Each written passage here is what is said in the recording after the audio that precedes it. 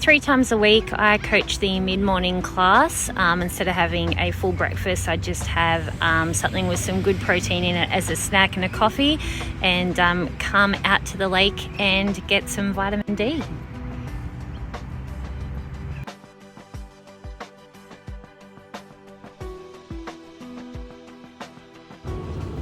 Okay guys, so it's bench day. We've got 3 by 3.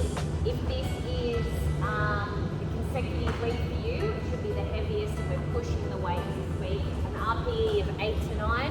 What that means is you might have 1 rep in reserve for your first set. Set 2 sometimes can feel a little bit easier, but if you really make it an effort to lock out your 3rd rep of your 3rd set, you've probably got your weight pretty spot on. That's what I'm looking for today. We've got 1 more week of aggressive overload before we deload again. Okay, so this week and next week will be sets of 2s. So just a heads up there. Once we've done that, you've got 2 options. You can either do a gymnastics component for your 2nd set of pressing, 3 max sets of push-ups. You're going to look at the clock once you've finished your last rep. You're in control of your rest time. The same with the dumbbell option, which is a neutral grip dumbbell press, also off the bench. Please pick a dumbbell or a kettlebell that's going to get you somewhere between 10 and 20 reps, maxing out, so going to failure 3 times again with 1 minute's rest in between. So really want you to make a concerted effort to press out and fail that last rep. Don't just choose to stop because you're like, oh, I don't know if I can get it out. Try. And then if you fail, then you don't do another rep. Okay, so that's what I'm looking for today. Then our partner chipper in pairs. I'm not sure if we've got an even amount. We might have to have a group of 3, but that's fine. We will have 4 separate movements. There is 2 pushes and 2 pulls, depending on which cardio equipment you choose to go with. You can go in any order, but as you just heard me say, generally 2 pushes and 2 pulls. You don't want to do 2 pushes together. You don't want to do 2 pulls together. So choose something on the board where you can go push, pull.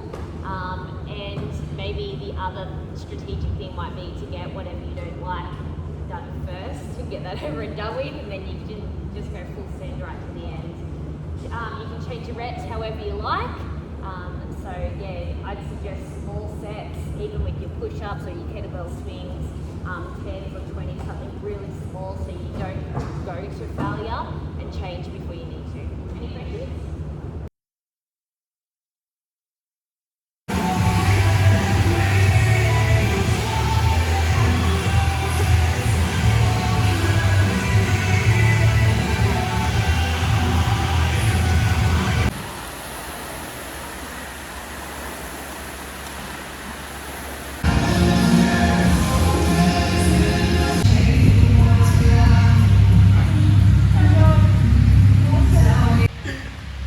What was the best part of that workout? The bench. And what maybe was... the burpees. The burpees were good too. What was the worst part? The push-ups. The push-ups.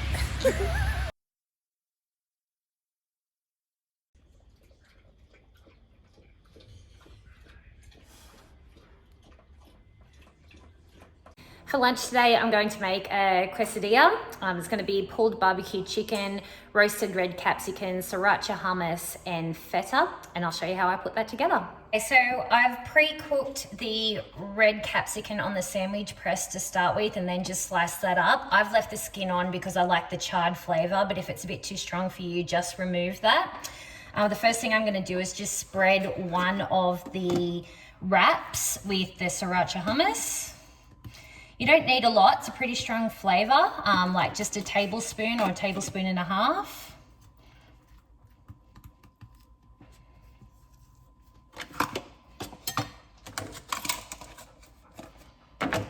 And then place that one face up on the sandwich press. Next is going to be your chicken. I've got about 150 grams of shredded chicken here.